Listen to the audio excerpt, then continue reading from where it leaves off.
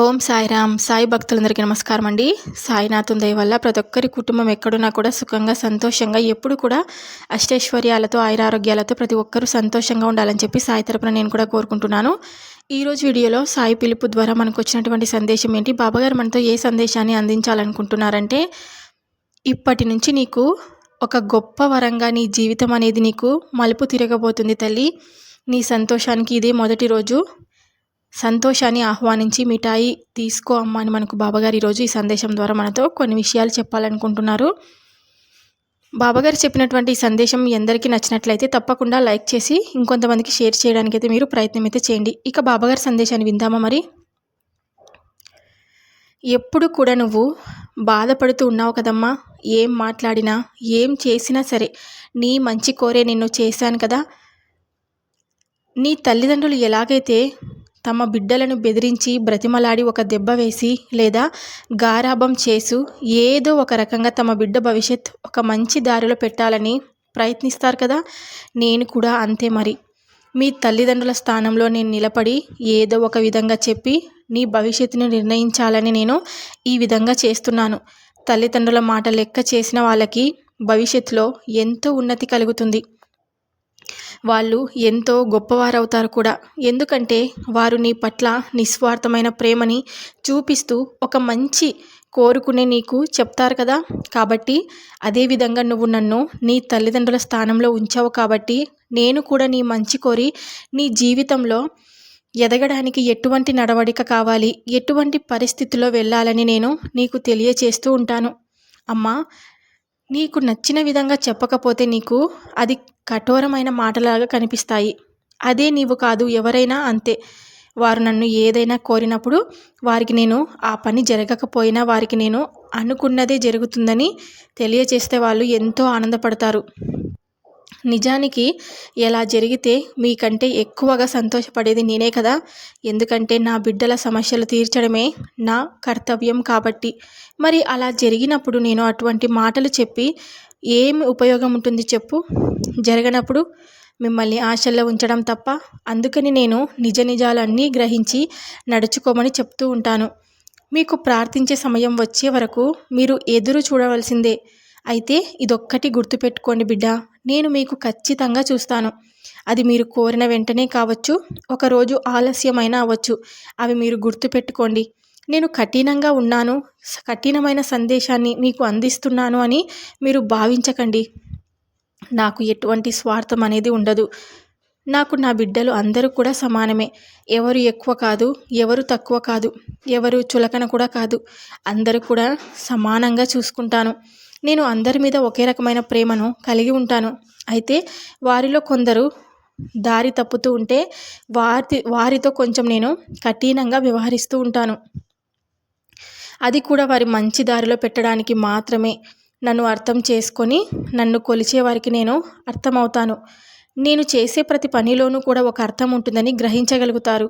కేవలం మీ సమస్యలు తీరడానికి నేను ఉపయోగపడాలి అనుకుంటే మాత్రం అది మీకు ఒక భ్రమలాగే మిగిలిపోతుంది. మీరు పూర్తిగా నన్ను నమ్మండి, నాపై దృష్టిని ఉంచండి. నేను ఎక్కడో ఉన్నానని మీరు అనుకోవద్దండి. నేను ఎల్లప్పుడూ కూడా మీ పక్కనే ఉంటూ మీ అడుగులు జాగ్రత్తగా పడేందుకు కృషి చేస్తూ ఉంటాను. ఏది జరగాలన్నా మీ నమ్మకం, శ్రద్ధపై ఆధారపడి ఉంటుంది. నేను చేసే ప్రతి పని మీకోసమేనని మీరు గుర్తించాలి. మరి నేను ఎప్పుడూ కూడా చెప్తూ ఉంటాను కదా, మీ ఇంటి స్థితిగతులు ఏమంత బాలేదని నువ్వు బెంగతో ఆరోగ్యం పాడు చేసుకోకు బిడ్డ. ఏమీ లేదు. నీకు ఇప్పటికీ నీ ఇంట్లో మార్పులు కనిపించే ఉండొచ్చు.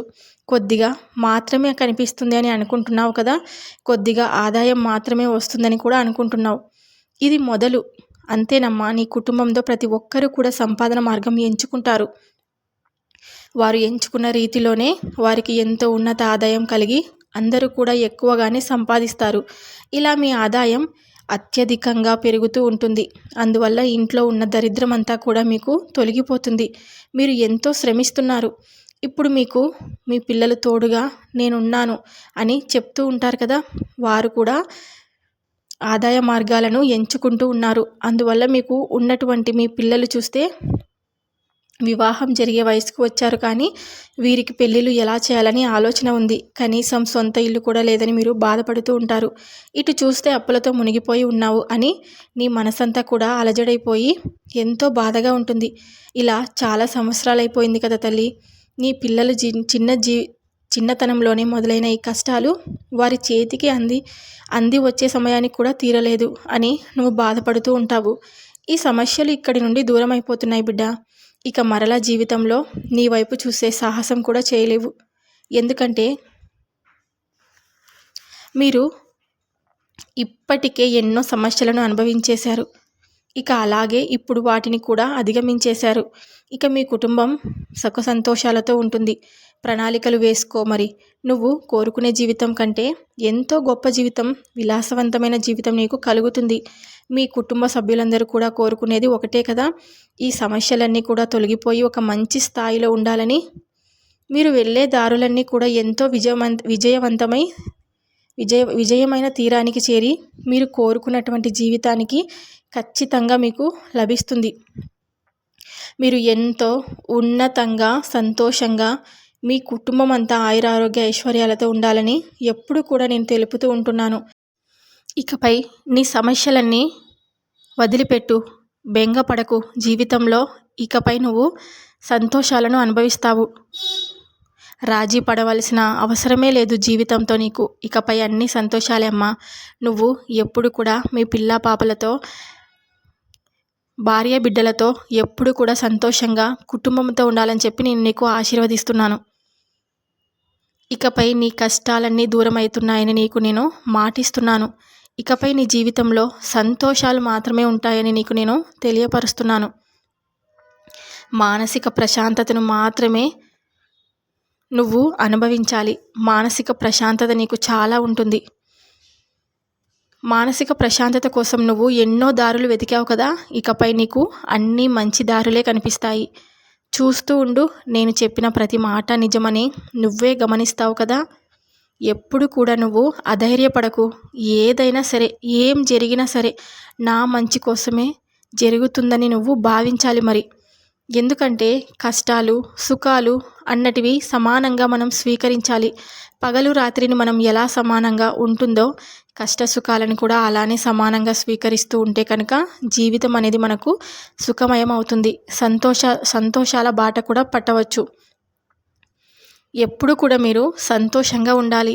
ఏ చిన్న బాధ వచ్చినా కూడా మానసికంతో కృంగిపోతూ ఉంటే అనారోగ్యాలే తప్ప మీరు సంతోషంగా ఎలా ఉండగలరో చెప్పు. వచ్చిన ధనమంతా ఈ అనారోగ్యం పాలైపోతే ఇంకా మీరు సంపాదించింది ఎలా కూడబెట్టుకుంటారు? మీ భార్య బిడ్డలను ఎలా పోషించుకుంటారు? అందుకే ఉన్నంతలోనే సంతోషాన్ని వెతుక్కోవాలి. లేని దానికోసం పరుగులు పెట్టకు. ఉన్న దానిలోనే నువ్వు సంతోషాన్ని వెతుక్కుంటే కనుక నీకు జీవితం అనేది ఒక ఆనందమయంలాగా అవుతుంది. లేని దానికోసం నువ్వు ఆరాట పడుతూ ఉంటే కనుక ఎప్పుడు కూడా ఇక నువ్వు సంతోషాన్ని అనుభవించలేవు. పరుగులు పెట్టకు. ఏదైనా సరే అది ధనం కోసం ఎప్పుడు కూడా నువ్వు పరుగులు పెట్టకు. అందని దానికోసం నువ్వు ఆరాట పడకు. భగవంతుడు నీకు ఏది ఇవ్వాలో, భగవంతుని చేత నువ్వు ఏది అనుభవించాలనుకుంటున్నావో నీ కర్మ ఫలాలను బట్టి నువ్వు అనుభవిస్తావు. అది సంతోషమైనా సరే, బాధ అయినా సరే ఆ భగవంతుడే ఇచ్చిందని నువ్వు గ్రహించుకుంటే కనుక నీ జీవితం అనేది చాలా సంతోషమయం అవుతుందని నేను నీకు తెలియబరుస్తున్నాను. ఇకపై నీ జీవితంలో ఎటువంటి కష్టాలను నువ్వు చూడవు. అన్నీ సంతోషాలే అని మనకు బాబాగారు ఈరోజు సందేశం ద్వారా మన ముందుకు వచ్చారండి. బాబాగారు చెప్పినటువంటి ఈ సందేశం మీ అందరికీ నచ్చినట్లయితే తప్పకుండా లైక్ చేసి షేర్ చేయండి. సాయంత్రం బాబాగారి పిలుపు ద్వారా వచ్చే సందేశంతో ప్రతి ఒక్కరం మళ్ళీ కలుద్దాం. అంతవరకు బాబాగారి ఆశీర్వాదం అందరిపై ఉండాలని చెప్పి మనస్ఫూర్తిగా నేను కోరుకుంటున్నాను. సర్వే జన సుఖినో భవంతు. ఓం సాయిరామ్.